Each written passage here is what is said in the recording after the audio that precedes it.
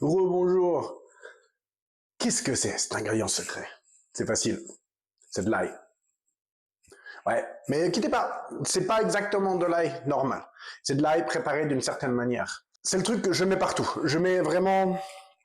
J'ai appris ça quand j'étais vraiment au début de ma carrière en cuisine. C'était un petit truc qu'on mettait à la fin de la préparation des plats, vraiment pour améliorer, pour tout améliorer. C'est-à-dire on fait une pâte d'ail. Et c'est ça que je vais vous montrer aujourd'hui. On fait une pâte d'ail. Pâte d'ail, c'est-à-dire que on a de l'ail cru, d'accord, mais qui est travaillé de manière à pouvoir l'intégrer à la fin du plat. Parce que l'ail, comme tous les autres ingrédients, une fois que tu commences à chauffer, une fois que tu commences à cuisiner, un machin, son goût il change, ce qui est normal, d'accord. Donc tu as les arômes un peu volatiles, l'acidulé un petit peu sulfuré, machin, tout ça qui s'envole avec la chaleur, et puis tu as les sucres, etc. Donc l'ail se radoucit, il se calme, il est bien dompté. Mais l'ail frais, l'ail qui te met un petit coup comme ça c'est bon aussi. Et ça c'est difficile à garder dans un plat. Parce que dès que tu rajoutes de la chaleur, c'est fini quoi. Donc un des trucs que je fais beaucoup, c'est je prépare l'ail en pâte, écrasé avec du sel, et ensuite ça me permet du coup d'avoir de l'ail cru qu'on peut rajouter à la fin du plat parce qu'il n'est pas en morceaux, il est en purée. C'est-à-dire que dès qu'il touche les autres ingrédients, dès qu'il touche les morceaux de viande, les trucs sur lesquels tu le mets, ton ail va fondre tranquillement et t'as ce goût d'ail cru qui va bien quoi avec des viandes un peu avec de l'agneau, avec du bœuf, avec du poulet dans les faritas. Tu peux mettre ça à la fin de ton plat de pâtes que t'as fait sauter, à la fin de ton risotto, une petite cuillère là-dedans, tu mélanges machin. Ça sent bon, c'est délicieux.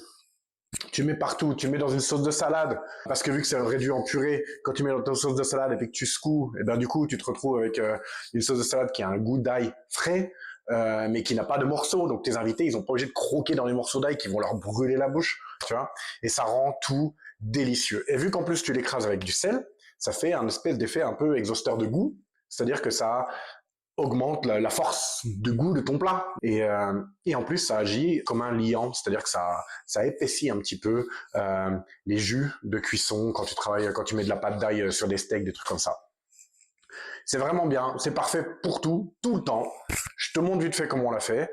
Et puis ensuite, je vais faire cuire, ça tombe bien, dans le frigo, j'ai les petits morceaux de viande. Je vais faire cuire un petit morceau de viande, je vais mettre dessus. Tu verras comment moi je l'utilise. C'est vraiment bidon, c'est vraiment super facile.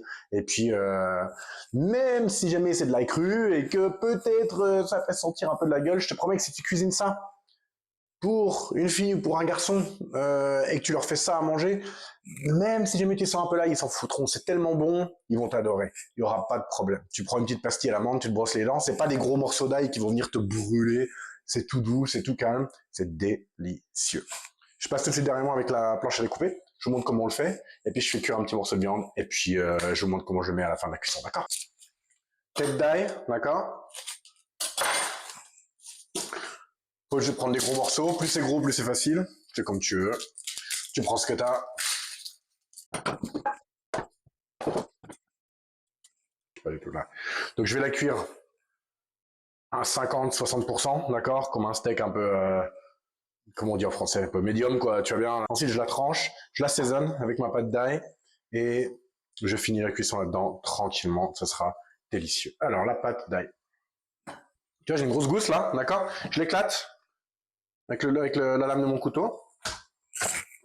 Ok? Je peux même refaire des petits morceaux, l'éclater encore un peu. Et là, je vais utiliser du sel. Je vais en mettre pas mal, tu vois. Et le sel va agir un peu comme du sable quand tu as du papier de verre, quoi, tu vois. Ça permet de gratter. Et du coup, j'y vais avec le bout de mon couteau, tu vois, j'ai le couteau un peu souple, tu vois. Je viens appuyer sur les morceaux d'ail pour les réduire en purée. Alors au début, tu te retrouves avec des morceaux un peu fibreux, un peu machin comme ça, c'est pas grave, tu continues. Tu continues, tu repasses plusieurs fois. Tu vois, t'hésites pas, regarde, tu vois, je les rassemble. Je recommence un tour. Jusqu'à ce qu'il n'y ait plus de fibres, plus de morceaux, que ce soit vraiment juste de la purée.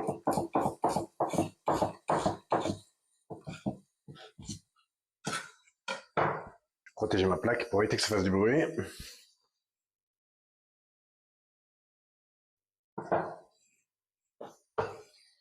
Voilà, donc, tu vois, c'est encore pas parfait, là, j'ai encore des morceaux. J'ai encore des morceaux, c'est encore un peu fibreux, c'est encore un peu machin. Donc je continue, je recommence, je le remets, je rassemble tout, et je repasse un tour.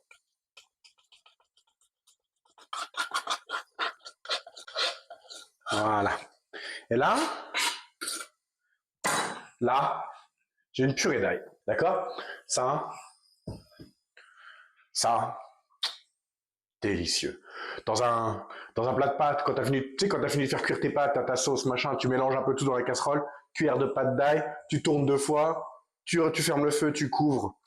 Parfait. Dans une sauce de salade, une petite cuillère dans ton pot de sauce de salade, machin, ça relève un peu le goût des légumes, des trucs, surtout si c'est des trucs un peu fades, genre du concombre. Dans un ragoût à la fin de la cuisson, à la fin d'un risotto, vraiment justement où tu remets sur la table, quand tu lui donnes ton dernier coup de cuillère, là, une petite cuillerée de pâte d'ail, tu tournes ton risotto, tu remets ça là-bas, c'est délicieux. Ça va partout, ça relève tout. Le problème des plats mijotés, c'est que du coup, vu que tout cuit ensemble, tu te retrouves avec une espèce d'amalgame de goût, donc c'est un truc un peu, un électrocardiogramme de goût un peu plat.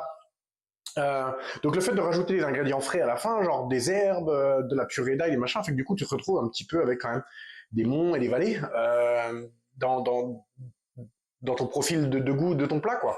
Et c'est toujours une bonne idée d'y penser. C'est toujours une bonne idée de remettre un petit coup de fraîcheur à la fin, un petit coup de, je sais pas, un petit goût de citron, une purée d'ail, une poignée de persil, un truc comme ça. Ce produit-là, délicieux, c'est facile à faire, ça passe partout.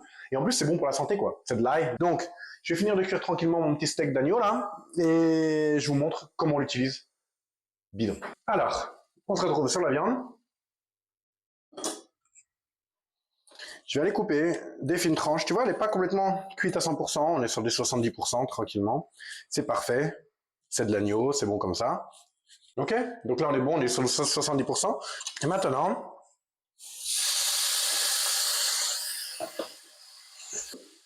je vais mettre une bonne poignée de pâte d'ail.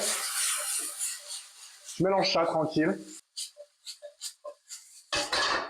Une petite goutte d'huile. Là, j'ai de l'huile au piment. Ça ira très très bien. Un croc de poivre. Et voilà. Et voilà. Je couvre, je garde ça au chaud pour quand je suis prêt à manger. Et le reste de la purée d'ail, là, ça, je peux aller mettre ça au frigo, dans un petit pot en verre ou quoi que ce soit, et réutiliser ce soir ou demain, il n'y a aucun problème. Voilà. C'était facile, une pâte d'ail bidon. J'espère que la vidéo sera pas trop moche. C'est vraiment la première fois que je fais des vidéos. J'espère que vous essayerez chez vous. Vous allez voir, c'est super facile et que ça vous a plu. Moi, je vais aller manger parce que j'ai la dalle. Il est déjà 2 heures de l'après-midi. J'espère que vous aurez appris quelque chose. YouTube me dit que j'ai un abonné. Vérifie bien que c'est toi. Si jamais c'est pas toi, n'hésite pas à venir t'abonner. Je vais continuer à faire quelques vidéos comme ça, un peu où on apprend des petits trucs et astuces en cuisine, des vidéos assez simples. Et voilà.